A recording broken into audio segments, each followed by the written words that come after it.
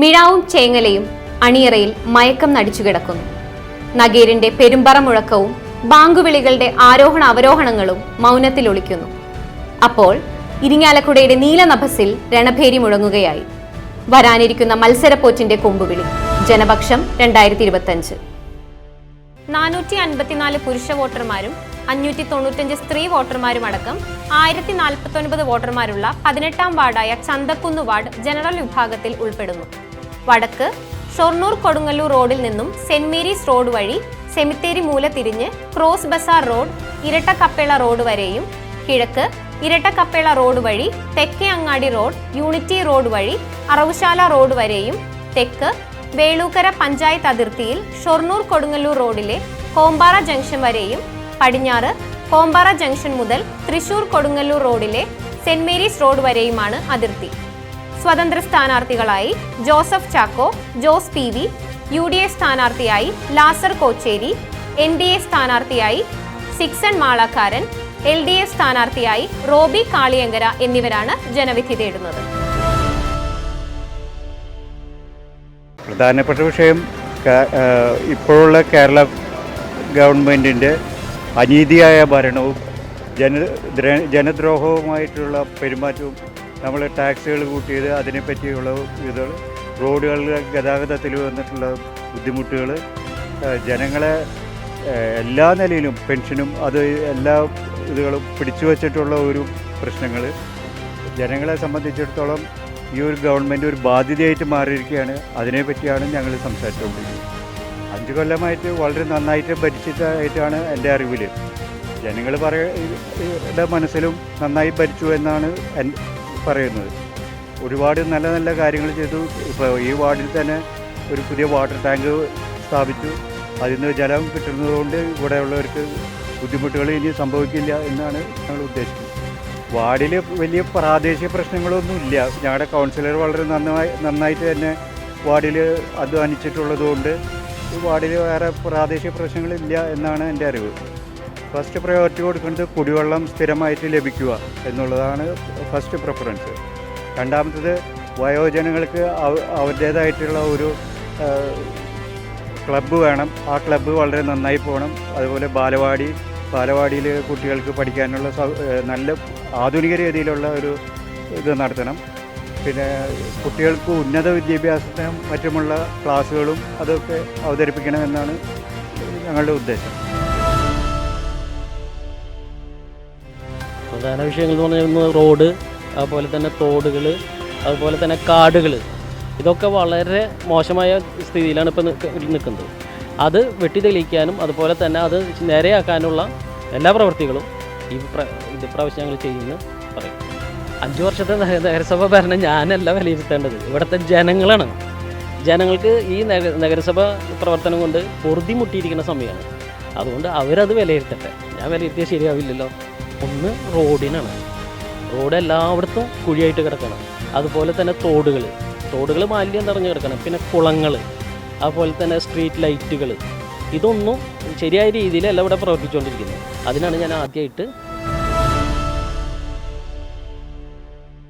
ഈ തെരഞ്ഞെടുപ്പിൽ നമ്മൾ ഉദ്ദേശിക്കുന്നത് വെച്ചാൽ നമുക്ക് മുനിസിപ്പാലിറ്റി കയ്യിൽ നമുക്ക് കിട്ടണം മെയിനായിട്ട്.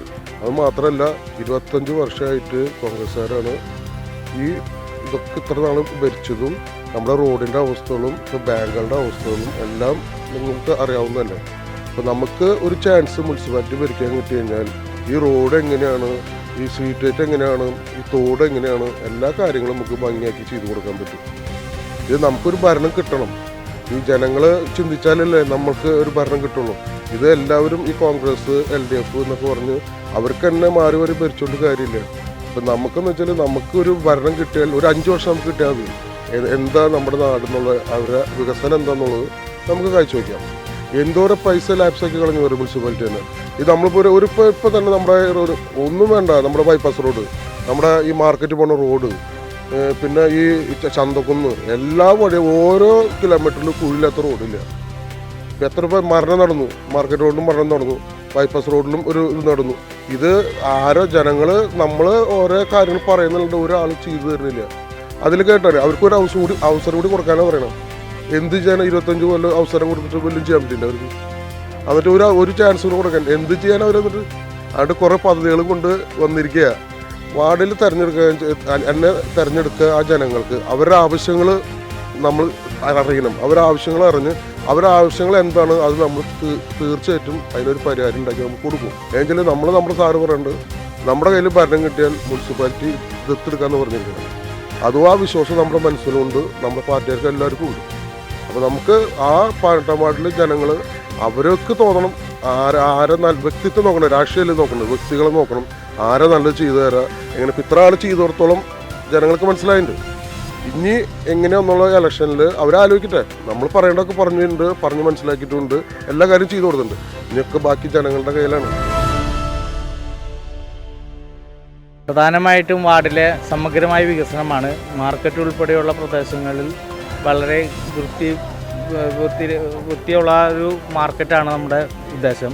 പിന്നെ വാർഡുകളിൽ ചില ഭാഗങ്ങളിൽ കാനകളുടെ അഭാവമുണ്ട്, അതെല്ലാം നമ്മൾ പൂർണ്ണമായും പൂർത്തീകരിക്കും. കുടിവെള്ളക്ഷാമം ഉണ്ടായിരുന്നു, അതിനേകദേശം ഉള്ള പ്രവർത്തനങ്ങളായിട്ട് മുന്നോട്ട് പോകുന്നുണ്ട്. ഇവിടെ മാർക്കറ്റിൽ തന്നെ വലിയൊരു വെള്ളത്തിൻ്റെ പ്ലാന്റ് തയ്യാറായിക്കൊണ്ടിരിക്കുകയാണ്. പിന്നെ എല്ലാ വിഭാഗം ജനങ്ങളെ ഒന്നിപ്പിച്ച് കൊണ്ടുപോകുക എന്നതാണ് എൻ്റെ പ്രധാന ലക്ഷ്യം. നഗരസഭ ഭരണം നല്ല രീതിയിലുള്ളതായിരുന്നു. നിർഭാഗ്യവശാൽ നമുക്ക് കൊടുങ്ങല്ലൂർ തൃശ്ശൂർ റോഡിൻ്റെ വികസനവുമായി ബന്ധപ്പെട്ട് മറ്റ് വലിയ ഹെവി വെഹിക്കിളുകൾ പോയതുകൊണ്ട് നമ്മുടെ പ്രധാനപ്പെട്ട ചെറിയ വഴികളെല്ലാം പൂർണ്ണമായി തകർന്ന് നമുക്ക് എല്ലാവർക്കും അറിയാവുന്ന കാര്യമാണ്. അത് ഇരിഞ്ഞാലക്കുടയെ സംബന്ധിച്ചുള്ള കാര്യം മാത്രമല്ല, തൃശ്ശൂരിൽ നിന്ന് വരുമ്പോൾ ഊരകം വഴി വരുന്ന വഴികളെല്ലാം ഈ റോഡുകൾക്ക് ഇങ്ങനെ എല്ലാം കേടുപാടുകൾ ഉണ്ടായിട്ടുള്ള കാര്യം എല്ലാവർക്കും അറിയാം. അത് നമ്മൾ പൂർണ്ണമായി പരിഹരിച്ചു കൊണ്ട് വരികയാണ്. എന്തായാലും ഇനി വരുന്ന പുതിയ ഭരണസമിതി അത് റോഡുകളിലെല്ലാം വ്യക്തമായി അതിൻ്റെ പ്രവർത്തനങ്ങളെല്ലാം മുന്നോട്ട് കൊണ്ടുപോകുമെന്ന് ഉറച്ചു വിശ്വസിക്കും. അത് വാർഡിലെ ജനങ്ങളുടെ വികാരമാണ്, കോൺഗ്രസ് പാർട്ടിയുടെ വികാരമാണ്, പ്രവർത്തകരുടെ വികാരമാണ്.